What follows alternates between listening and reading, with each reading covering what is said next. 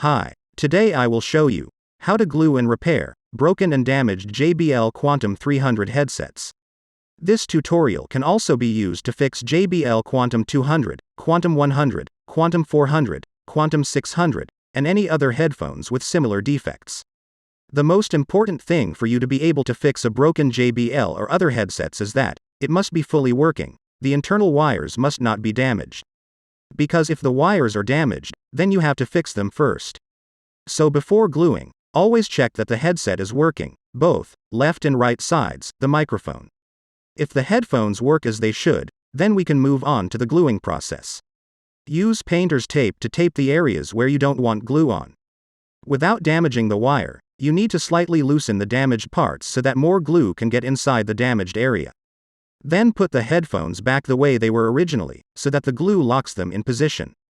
Once the glue has fixed the headphones in position, apply additional painter's tape, also on the damaged area, so that we can glue the headphones securely from the other side.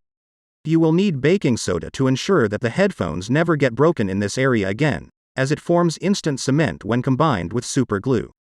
Fill the gap with baking soda. Then wipe the excess out with a toothbrush. Apply super glue over the baking soda.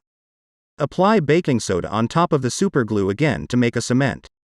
Then apply the glue again. When the glue has dried a little, wipe out the gap. Apply painter's tape where you don't want the headphones to get painted.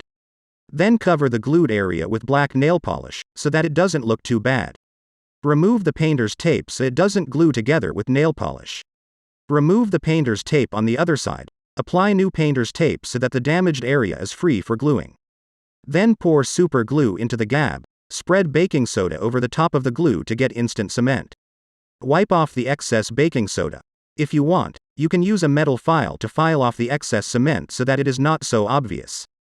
Remove the painter's tape and reapply it for painting purposes. Then cover the cement with nail polish for a nicer look. Don't forget to remove the painter's tape so it doesn't stick. Finally, wipe the headphones with a damp cloth to make sure there is no fine baking soda anywhere. Here's the glued spot. Not the prettiest, but the headphones will never break in the glued spot again. If you are careless, they will break in another place, but not where the instant cement was used. If you found this useful, don't forget to like this video and subscribe to the Tech Screw DIY channel to meet me in another useful headphone repair video. Thank you, and may your headphones last a long time.